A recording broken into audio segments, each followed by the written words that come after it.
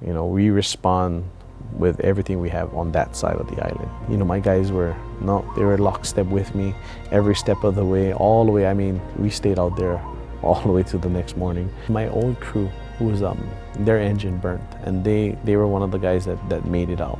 They almost, it came to that point. They were texting their family members.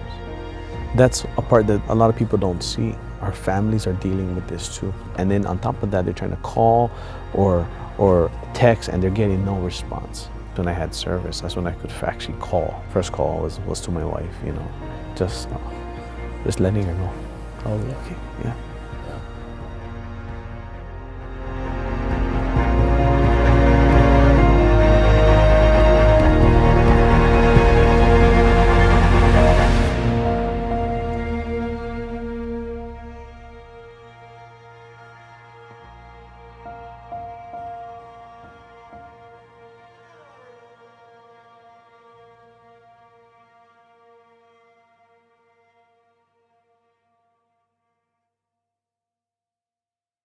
And then they'll ask, because I mean, no matter where you go, we have different ranking systems, even Right. even in the US of A and in Hawaii. Also, but we travel with that, and they're like, oh, you driver, Yeah. or captain, whatever Yeah. it is, firefighter, and then we start sharing, right? So Sure.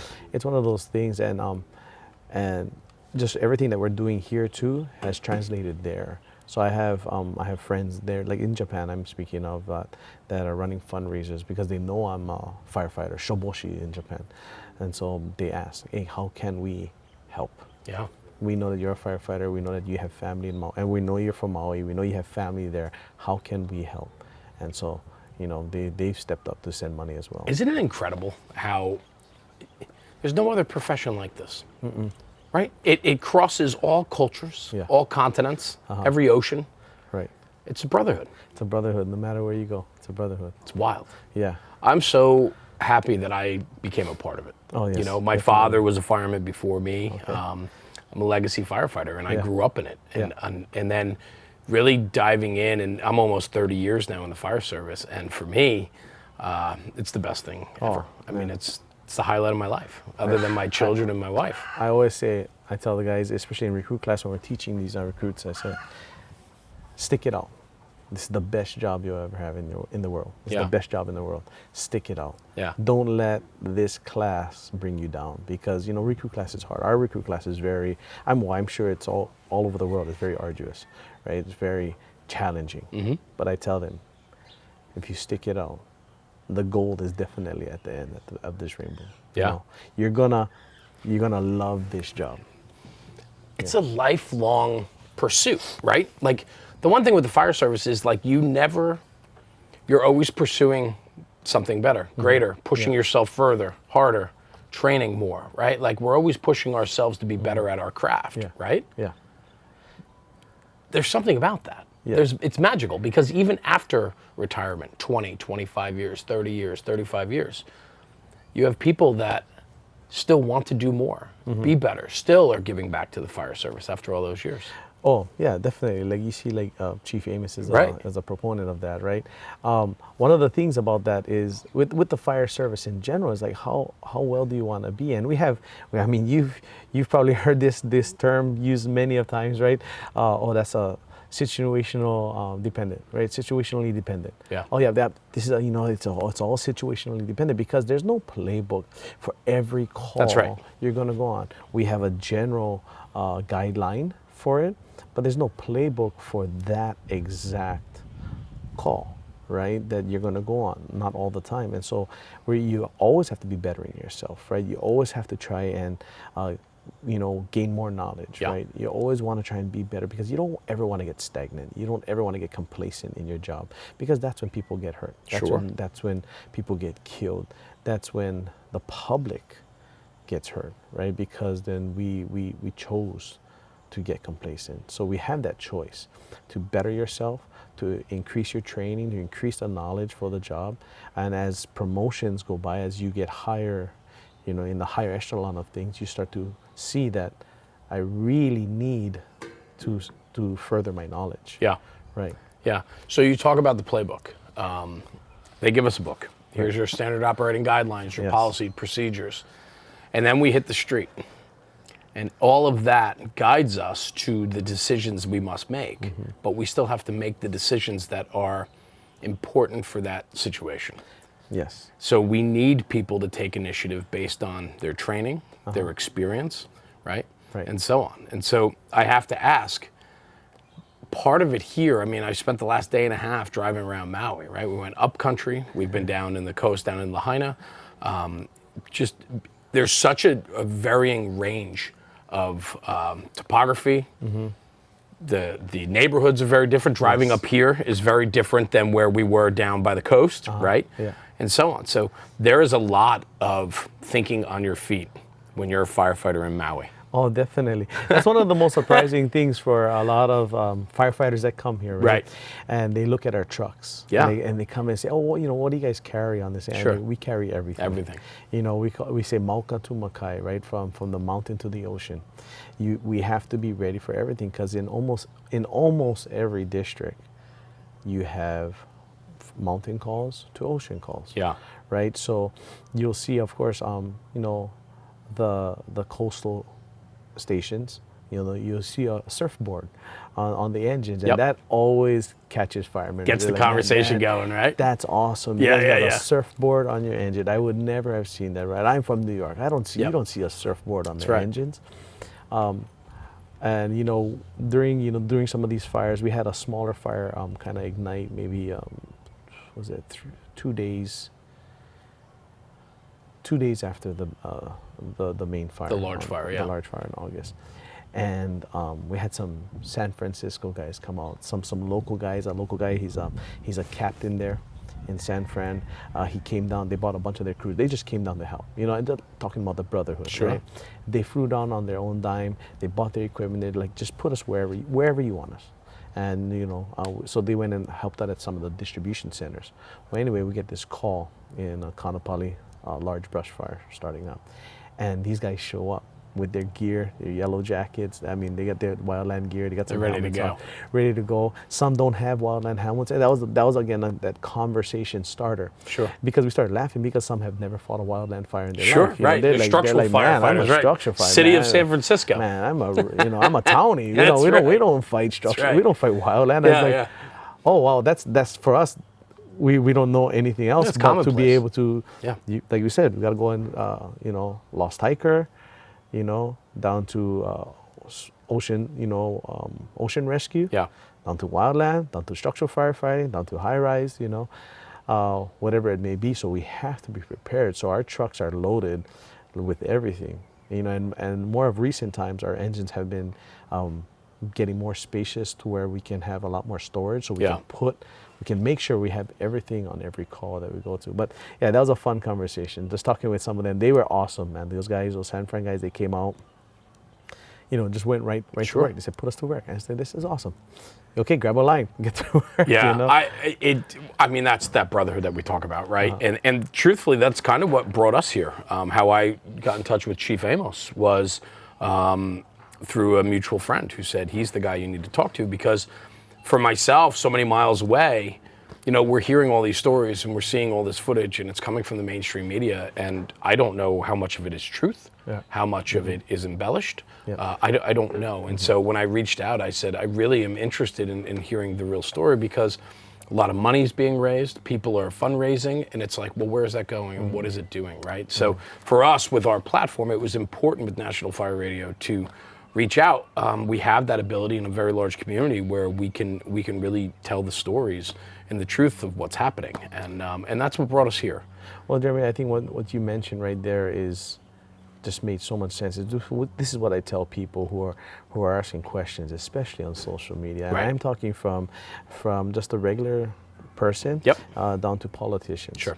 I say, if you want to know, calm down.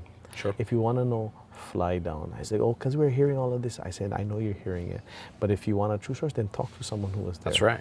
And I share that. I share that openly because, there's a lot of misinformation and disinformation that's going out, right?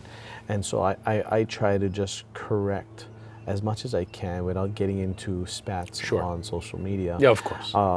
But I'll message some of my friends and just kind of share that story with them. I say, hey, no, that's not what happened. Right. Oh, but they're saying, I go, I know what they're saying. Sure. But that's not what happened. Sure. I'm telling you. And wow, and funny story again. Firemen, we always have funny stories. I was at the airport one day and I was having a conversation with a friend, and this guy interjected. He said, "I don't mean to interject," as he interjected. As he interjected, yeah. And he went off. He didn't. So he doesn't know who I am. I don't know who he is. And he goes, let's just go over some of the facts. The facts. The water was shut off. Here's the facts. This. And I said, okay, let me stop you right there. I said the water wasn't shut off. And so he started to go, and I'm not going to question his. That's right. His. You're not going to win an argument. It's not a. Well, I'm not going to question him, but Right. what he said was, I'm Cal Fire. And I said, oh, that's awesome. I'm Maui Fire. Right. And I was there that night. Right. And it kind of stumped him at that point because, you never think that you're going to get into that conversation with someone that was actually there. That's right. In the airport, right? That's right. So I'm here to set that straight. That's not what happened. Well, how do you explain it? I said, well, none of my hydrants were dry.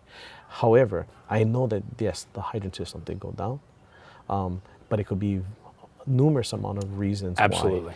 I mean, how many structures, commercial buildings, and everything. And so I'm not going to allude into how that happened. That's going to be investigated. But I can just tell you right now, no one physically turned it off. Right. That's not what happened. Right. Oh, okay. And then, we went into some other different areas, but it's just stuff like that. Kind of shutting it down right now. What is that? How do your guys, the women, the men on the Maui Fire Department, because this has become such a hotly talked about conversation, what's happened here when you have this is your home turf. Yeah. I mean, this is your place, your town. You work here. You're a firefighter in the communities that you grew up in, that you take part in, and that you are part of. And then you hear a lot of misinformation, things coming out where people are saying one thing and for a fact it's other. Does that diminish or does that hurt your spirit? How do you feel about that? It's got to be hard because everybody's protective of their home, right? And so I gotta believe that that's difficult to be able to have a conversation with an individual like that, where they're already coming in with these ideas and notions that they have. I know what happened here. I'm believing everything that I'm reading and hearing. Meanwhile, it might not be the case. Oh, I have no problem debunking those kinds of things. And my thing, and I share this openly with my crew, with my family, it's you have to share from a place of factual knowledge, right? And so you have to share. You can't. It's not my thoughts versus your thoughts. This is my facts versus what you assume to be facts, right? And if I have that knowledge, that background knowledge, if I have actual knowledge of it, then I can go ahead and share that. But it doesn't come from a place of pride either. It doesn't come from a place of I know better than you. It comes from a place of just sharing information. We have something in our church we always say, just being humble first and honest, open, transparent, and accountable. And so if you follow those things, you start to you humble yourself so that you don't feel offense, right? So I'm not offended if you come at me with this is what, you guys, so I'm not going to be offended first. I'm going to humble myself and not be offended to that. Then I'm going to just be honest with you of everything. I'm going to be openly and transparent. And then I'm going to be accountable to what we did. And I relay this to my crew all the time that I have 100% confidence in everything we did that day. Our response time, how fast we got lines out, and how quickly we moved on that fire. Yeah. What the variable is, and that will always be, is the weather. Absolutely. That's the one variable we can't control. We have no control over, not even one bit. There's no way you can block wind, right? There's no way you can set up to block 80 to 100 mile an hour winds. And I tell people, when you drive out to Lahaina, you see some of those signs that are bent over. That's not bent over because somebody hit it. Those signs are bent 45 degrees, some almost 90 degrees over from the wind. Yeah. The wind bent that sign. What wind have you ever seen that does that? Yeah, well, it was hurricane force winds, right? So, Yes. So take me to that day, if you can. Take me to that morning and leading up to the valiant efforts of all you and your comrades. I mean, this is It's a tough conversation. I can only imagine. It is, because you don't wake up thinking that that day will ever happen, right? And now you wake up wishing that day didn't happen. Yeah. And so, that day we woke up, it was pretty windy already. We had the Right. red flag warnings. So we already knew coming on shift that day, hey, it's going to be a busy day. Well, prior to that. So waking up that morning to start shift, we're actually already up early because there's already a fire starting up Kula, right? A huge fire in Kula or in Olinda. Okay. And so a lot of our units are dealing with that. So, okay. The day has already started, and literally, in the early mornings, right? And so we're heading to Lahaina, and another fire starts. It's not as windy on that side. That is the leeward side of the island. So it's not as windy on that side right now. I passed the fire on the way to work. Okay. And the guys have it. And vegetation fires are not uncommon. It's not uncommon, especially in Lahaina too. Especially on those drier sides of the island. Yeah. You can see the island. Lahaina, Kihei, Ma'alaya. Those, you see how brown it gets. So that's nothing unusual. And so we pass it. The guys have it surrounded. They knock it down. It's okay. It's gonna be not a problem. We'll get in. We'll swap out with the crew, and let's get our day started. Sure. So, we get on, we swap out, we cover the rest of the district for the day, and the Lahaina crews are just working on that one. They just keep on working on it because we just want to make sure we secure it. We get dozers, we get everybody coming in, doing our process, right? We actually go above and beyond our process just because of the wind and The conditions. Yeah, the conditions, it's all conditions driven. Sure. Meanwhile, on the other side of the island, on this side, in central and in upcountry, it's popping off right now. It's going off. Kula's still going. Kahului starting. Kihei starts fire. So these are multiple fires in multiple different fires. locations that are happening. And so now all of our resources are being exhausted. Absolutely. Absolutely all of them. Right? An island. Yeah. You only have so many resources. Exactly. We don't have the That's right. luxury of bringing in. Keep bringing in more units, resources. Right. We don't have that luxury. Right. So because of that, we have what we have. We call back a bunch of our crews, but even that, we're gonna utilize every truck we have, anything we have, using whoever, DOFA, Department of Forestry. ARF, we bring out the airport fire trucks too. We bring them all out. Like everybody, all hands on deck. Let's do it. And we have great private, public partnerships here. So we have a lot of the private tankers that come on and help us, water tenders. Sure. And so we're using everybody. And then the Lahaina fire starts, right? And so we respond with everything we have on that side of the island at the time. And again, we get on and we already know there's an afternoon shift in wind, and it was right on time, right around that 3 o'clock hour, the afternoon shift happened, and all of a sudden this wind started honking, started blowing. I mean, we got there, it almost ripped a door off of our wildland truck. Wow. Yeah, caused damage, right when we got on scene, and it was already moving. We got our lines out, extended out, pretty much surrounded it, and got an initial knockdown. And so that was promising. This was an unpopulated area? Was this more vegetation? It was all vegetation, but it's right next to the housing. So, WUI, Wildland Urban Interface. Mm-hmm. And so we started it there, got it surrounded. And again, we cut dozer lines around this whole area, so it was good. It's at least contained. Sure. But the variable kicked in. The 80-mile-an-hour winds kicked in, right? And this gust came. And when that gust came and just blew through that area where we're in, which is a ravine, and it just kicked up all these embers, and then that's when it started the first spot. And then it ran after that. And in minutes, we've never seen, we've dealt with wild brush fires in pretty high winds. Nothing like this. I mean, in minutes, we were getting reports from the central dispatch office that it's at the park, it's on a house, it's on 2 houses, it's on 4 houses, right? And we just cut our lines and left. We just left our lines in place and went to reposition to start structural protection. And we get there, and we're seeing it just hop from house to house in minutes, you know, before we can. I mean, we're trying to set up, and it's hopping. It's on one house, it's on the next house, right? And we're firemen, so we know what a standard package is for one residential structure fire. But now you're dealing with 4, then 8, then 16. I mean, it's just multiplying.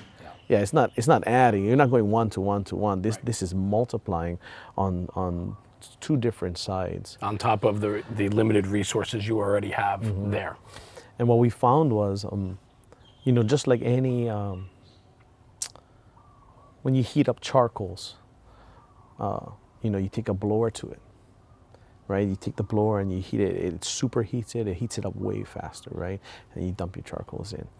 Well, just imagine that on a town-sized level. Yeah. The blower is the wind, and it's blowing these houses, and so we're putting big water. I mean, I'm talking about our deck gun. We have a 2.5-inch line. We're putting about 750 gallons a minute on a single home, and it's having no effect. No effect. Zero. And we had our water supply, and so we're just pumping water onto these homes, and it's not doing anything because, again, this effect that it's having with the wind just fanning the flames and fanning the embers of the home, fanning all of that fuel, just all of that oxygen is just adding to it. It's just boom, and then that house is done. But by then, it's onto the next house already. Consuming, and it's just moving and moving, and we're talking about, you know, within 30 minutes. Half a neighborhood is gone. I was talking with a gentleman yesterday who told me, he said it looked like it was rolling, like the fire was in a ball, and it was just rolling down these neighborhoods, rolling through the streets, and just consuming everything in its way. It just wouldn't stop. Yeah. And we tried to set up cutoff points, right? So we reposition, try to get, you know, set up a cutoff point because we're trying to let's just stop it. Let's just contain it to this area. And it's, again, you just continually see it just move and then start to spot, right? A lot of people don't understand spotting. We understand spotting as firefighters, but wind carries embers, can carry an ember, you know, 1, 2, 3 miles away, Absolutely. right? Like in these California Yes. brush fires, right? Or forest fires. Well, we are seeing those similar effects happen that day where it's still, I would say, Mauka side of the main highway, Honoapi'ilani, but it's blowing embers and catching houses down on Front Street, which is right next to the ocean. Yeah. You know, we're talking half a mile away. We're talking a mile away. The fire's not even there yet, and we're getting reports of it being down there. We're going, what's going on, right? And then to see commercial buildings just, again, lighting up very easily. I would have never thought I'd see a 5-story apartment complex or a 4-story apartment complex go down because of a wildfire. Yeah. Right? But it did, Yeah. because embers found its way into a certain area and brought the building down. I think about, I'm trying to picture what you're describing, and it's very hard because no words can accurately depict what you and your crews were dealing with that day. Property protection obviously is important, but when you think about the speed in which these fires consumed, the life protection. Yes. People couldn't even get out of the way. Mm-hmm. They couldn't exit in time. Mm-hmm. I can't even, making those decisions about cutting your losses moving forward with property. Okay, we're going to have to write this off. Yeah. We're going to put a stand at the next intersection, right? We're going to have to make a stand down the road. You guys are going to flank it. And like, those are on your feet decisions that are happening very quickly. Yes. Because of the speed in which the fire is consuming. Yes. The life safety aspect, applying resources to alerting and getting people out. I can't even imagine how that came to be. You know, right when we got to when we transitioned from the wildland, from the brush or the wildland aspect to the structural firefighting, right when we got on scene into the neighborhood, we were helping people. Sure. And we were just pulling them out, right? Just pulling them out and just having them head in a direction, because I cannot stay with you. We have to start moving. Yes. But let's get you to a place of safety. And we're just having them walk up, the main street, which is Lahaina Luna. Or having just walk mountainside, you'll be fine. Because of the wind direction, everything was blowing towards the ocean. So the wind's coming off the mountains, yeah. right? So it should be said that, for me, just driving around for the last 2 days, Lahaina's on the water. Yes. And then on the other side is the mountains. Yes. And it sweeps up. So the fire was coming down, the wind was coming off the mountains towards the water. Yes. So, in fact, the only thing that stopped those fires was the water. Mm-hmm. Wow. The only thing that stopped there was the water, and then that's the cutoff point we're trying to make. It's sure, okay, this is going to blow in this direction, right towards the water. That's our western cutoff, right? So if it's not going to go anywhere from there, let's try and set up then north and south cutoffs, right? So let's just try and keep So it doesn't spread longitudinally. Yes, exactly. Yeah. Putting yourself, with that wind, 80 to 100 mile an hour gusts, it's a firestorm. It's a conflagration. And that's what we started to. That's why we started to call it. And it's a firestorm. Firestorm conditions. And I don't think a lot of people, not a lot of people, know what a firestorm is, right? And so, it's being conflated as a wildfire or just a brush fire. But no, this was a firestorm that we had. Yeah. Putting yourself in the way of that. We do this all the time as firefighters, right? Mm-hmm. We always put ourselves, that cliche saying, we always put ourselves in harm's way, right? We want to put ourselves in between the danger and the life and property protection. But I have to think for yourself, being a captain of an engine company, so you have a crew with you that's operating, and you're probably all operating independently because of all the tasks that have to be done. Yeah. So I can only imagine, one, you're trying to keep track of the safety of your own guys as the captain, as the boss of that engine. But also then you're in this wind tunnel, blowtorch effect. The conditions, I'm sure, caught you way off guard. I can't imagine for the life of you that you could have thought that you would have had conditions like that and to be in the way of it. No, again, we've never been in something where we saw smoke laying down, right? Smoke doesn't lay down. We all teach it. We teach it in public education. Smoke rises, right? Smoke goes up. Well, this smoke wasn't going up. It was going horizontally across the ground. And sometimes, like I teach my guys, there's a little trick, if we're in wildland fires, you just take a knee, get down underneath the smoke level. Catch a few breaths and you can get back in it, because we're eating all of this stuff, right? Just take. Oh, there was none of it. There was none of it. I immediately instructed my guys to mask up, to make sure that they protect themselves. I got myself out of that, that immediate IDLH as best as I could, while at the same time making sure my guys' safety, and so, I will say we pushed the boundaries. We pushed the boundaries of it, and that was a conversation we had after, and during our own little cruise PIA was, did they ever feel uncomfortable with any of the positions that I put them in? As you said, as being a captain and I'm the one making the decisions and I'm in charge of the crew, I don't want my crew to ever be like, why are we doing, what's going on? I understand. Sure. Because they fear for their safety. But they, my guys they were lockstep with me every step of the way, all the way. We stayed out there all the way to the next morning, till about 12 o'clock till we got relieved. And even then the guys are like, we can stay, let's work, we can stay. We had now been up for 30 hours. Sure. And working. And just working. So, those are one of the things that I'm glad that they shared that with me. That I just hoped that I didn't put them in a precarious situation where they felt for themselves. And again, as an officer, that's your number one thing is mitigate the problem and the safety of you guys. Yeah. Right. For sure. Wow. With that, though, the conditions,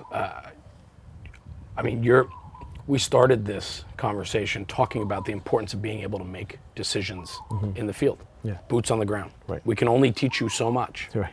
But it's that experience in knowledge that you learn throughout your career, which makes you take that type of initiative or to be able to respond to the situation at hand. For your guys, though, I mean, for you to be making decisions in the best interest of your companies as well as the public with the cards that were dealt and the conditions you're dealing with, bravo, brother. I mean, really. I mean, it's not, a structural fire, it's a structural fire. We can put our resources to it. It's contained to a structure for the most part, and we can get to it. This was a living, growing, consuming. Yeah. It's nothing that we here on Maui has ever seen, and most firefighters have never seen in their life, or in their career. I just thank the experiences I've had. I, like you, I'm a legacy firefighter. My dad is a retired rescue captain here in Maui. He started the hazmat program. Wow. Okay. My brother and I are both firefighters. My brother's also a captain, and then and as well as myself. And then where I've worked. Most of my career was on some of the busiest stations on the island, and so that all of that experience has helped me. I will say has aided me. Plus the training in our department and guys like Chief Amos, with just and our chiefs that just continue to pour out education with us. Of course we still want more. We want more training. We want more knowledge to make sure that we just better ourselves as we go through our career. Yeah. Yeah. It's incredible.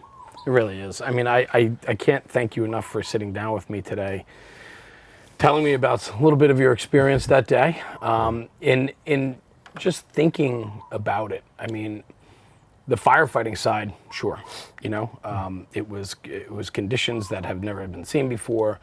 You guys reacted. It was hard to take a proactive stand. You had to take a reactive stand. Yeah. The emotional side for you. Growing up a native of Maui, I mean, Lahaina town is super special. From everybody I talk to, they get this glow about them. I was talking to a gentleman last night. He's like, I went to school there. My kids went to school there. He was naming off different places that had considerable impact on him growing up and then his children's lives. I'm sure you have many of the same stories and experiences. That day, I'm sure there was no time to focus on any of that, but in the month afterwards now, we're over a month after the fires happened on August 8th. When you look back, you sit with your crews and you go over things, you hot wash, you talk about how that day went. But then there's that other side, it's that emotional side, it's that connectivity, it's that cultural side. Hard. It is. Have you had time to really decompress? And I can speak for me and my crew, that's something that we do every day. Yeah. We're going to talk every day just because I want us to constantly have this conversation. I don't ever want them to hold anything in. But not only at the station as a crew, but we've had gatherings here. I told my crew we had a gathering here with ourselves, with my crew, as well as my old crew, who was their engine burnt, and they were one of the guys that made it out, right? They almost, it came to that point. They were texting their family members, and that was engine one, and that was my old crew. I used to drive for that crew. That was my previous captain and the firefighters, and so we invited them as well, and we just had a time to just sit and talk and just enjoy this time in this space, this family time. But for me, again, the way I just cope with it is through faith. Yeah. Faith is the number one thing, and our pastors always say it, right? Faith is a breeding ground for miracles. And so for me, it's to be rooted. I mean, seriously rooted in our faith and give it all to God. You have to be. If not, you start to go, and I've had these conversations with my crew, is they worry about those, the quiet times, right? And so everyone tries to cope differently. Yeah. And we hear this all the time in mental health and peer support. I'm just going to surround myself in work. I'm gonna sign up for all the overtime. I'm gonna do everything to be there. Keep myself occupied. Yes, but that's just it's you're not solving the problem, right? And so for me, I guess how I is to just give it to God, right? You gotta give Him. You gotta give it all to Him, right? He says, give me all your burdens, and I will give you rest. And that's truly what it is. You have to give it all to Him. I think that first week when I went to our church that we go to, which is Word of Life, man, I broke down. Sure. Right there on the platform, but I had to have that. That was my decompression. That was me surrendering it all. And just to hug and love on people, that's how I did it. But also bring that back with me to the station. Yeah. Pray things out, hug it out, cry it out. I said, guys, we gotta have these conversations, and we're gonna have these conversations every day. And we're gonna talk about it, because I don't want you guys ever to feel that there's nowhere to go, because there's always somewhere to go. And so, for our crew, we've been very healthy because we continually have those conversations. We laugh, we enjoy the time of fellowship, but not only at work, where that's our home, it's our firehouse, right? It's our second home for most of us firemen, but also outside of that, bringing the families together, because that's a part that a lot of people don't see, is that our families are dealing with this too. That's it. Right? Our families are dealing with They're this too. watching in real time what's happening. A lot of they them know you're there. Yeah. I'm sure you heard already, there was no communications. Communications were down, so we didn't get, we had no cell service. The only communications that we had was via our radios that night. And so when we found a pocket, and I'm talking about, this is hours after the fire, we found a pocket of service, and things have kind of slowed down a little bit, and we all had enough time to just send like a little message, just to let them know we're okay. Because on this side, full service. Right. On this side was full service, so they're seeing and they're hearing all of these things, and they're like, what is going on? And then on top of that, they're trying to call or text, and they're getting no response. So when we had that little opportunity to just send something, I love you, that just reassured them, that we're okay. Yeah.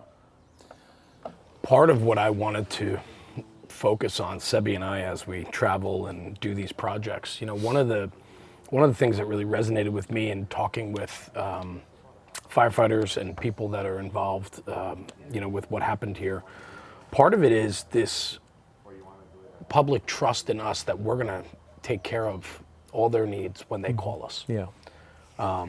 What the public doesn't understand is that our loved ones at home might be dealing with a similar situation. I'm sure there were members that had lost family members. I'm sure there's members that lost properties during these fires. And as they're out serving the public they're sworn to protect, their own home is being consumed. They're worrying about their own loved ones trying to get out. Yeah. That part of the story, for me, is important to kind of talk about a little bit, because it's such an emotional pull on our people.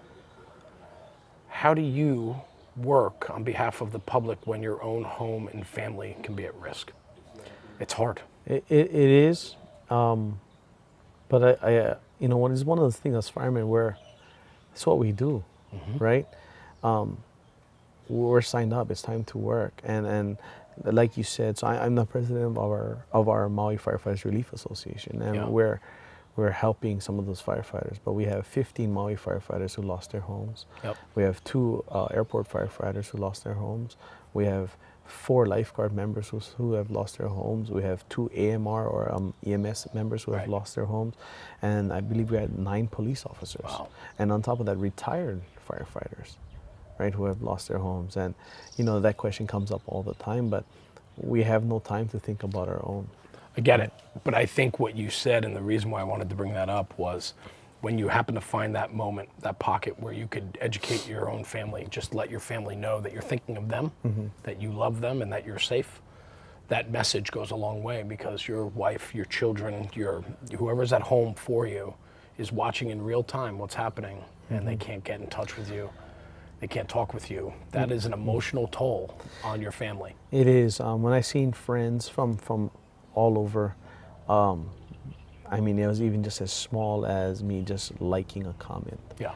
That they said they knew I was okay. You know, one friend said, my wife posted a prayer and said, hey, everybody, you know, let's pray together. Let's come into agreement. For we know when two or more come into agreement, there he is in the midst of it. And so she said, let's come into agreement, let's pray. And one of my friends shared, she said, I was waiting for you to comment. I was waiting for you to say something or just even like it or heart it or whatever. And you hadn't. And that's what she was waiting for that, right? Yeah. You know, because a lot of people, they know we're busy, so they're not going to try and call, but they're using other methods, being resourceful, of how can I just want to make sure you're okay. And so it wasn't until I came when we got relieved, because we're coming on the next day. So when we got relieved and we were coming around the mountain, and I finally made it onto this side, that's when my phone just went off, right?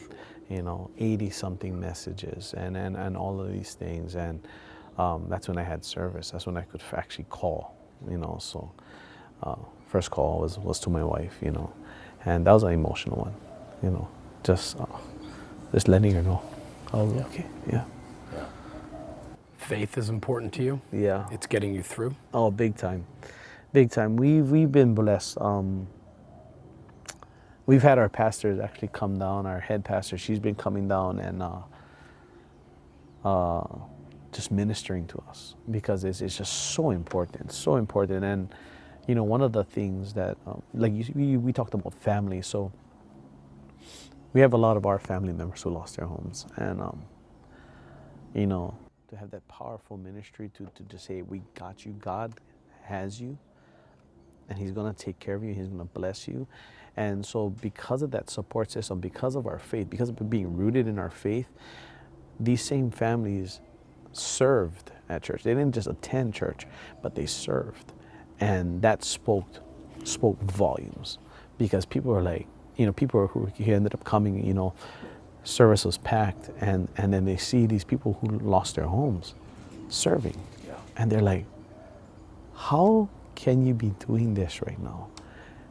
And all we have just one answer: God. I love it. Yeah, just him. I know how important faith is, your heritage, the culture that's here, and I believe firmly that is what's going to get you guys back on track. And I know you believe, and I know you surrender to God. Yeah. Just through this conversation. Amen. Yeah. And I know how important that is. Thank you. Thanks for sharing that with me. No, thank you. I wish you nothing but absolute love and success with everything going forward, with your family, with your brothers and sisters that are going through this trauma, the loss, and for yourself. You know, sitting down today and talking about this with me, I'm sure it was a leap of faith for you to do that. And I thank you for that, because I recognize that. But an incredible story. Yeah. And I am sitting here in awe of you and of most that I've met here. The spirit cannot be extinguished. It cannot. And, you know, that's one thing I continually share. So we have a saying from Lahaina Luna. It's Ipu kukui a mau pia ole I kamakani a kauula. And it actually speaks of that area, that we are that everlasting torch, that everlasting light that can never be blown out by any wind. And it's actually part of the Lahaina Luna alma mater. But you know, it comes from brotherhood like this. You know, it comes from family support. Aloha is such an extension. It's just one single word that is hard to be defined, because it speaks volumes, yes, right, of love and aloha, and to care for and to be there. And we felt that as people from Maui, people from Lahaina, Maui Fire Department. You know, we've had our brotherhood from all over the world, you know, say, how can we help? We want to help. And I mean, I'm talking about hundreds of thousands of dollars, you know, being poured in by just our brotherhood, by just other fire Yeah. departments. Yeah. You know, and to see that, I mean, again, doesn't matter where you go in the world, our firefighter brotherhood, sisterhood is unmatched. You know, I would agree. right? It's I would unmatched. agree. Thank you, brother. Yeah. I appreciate you so much for sitting down with me today, to inviting us to your home, which you. is beautiful. Man, I look forward to a long friendship ahead. Definitely. And I definitely will be circling back and checking in on you and Anytime. making sure that, you know, progress is being made. And Yeah. you keep staying in love with the job, love your Always. family, love God, Always. and things will be good. Yes. Amen. Good, brother. Thank you very much. Mahalo. I appreciate you. Yeah. Aloha. Good. Thank you. Are you comfortable with that? Oh yeah. Can I get a hug at least? Oh, definitely. Man. That was awesome. Really, I appreciate you sharing with me. Next time on Maui Firestorm. You are directly involved with a lot of the aftermath of the fires, if you will. The community was here long before the fires, and the helping one another, you know, neighbor helping neighbor, if you will. But after the fact, even more so, the stories that have been shared with me about everybody needed and wanted to get involved to help their neighbors. Be an island person. It is a different view of yourself in the place that you are.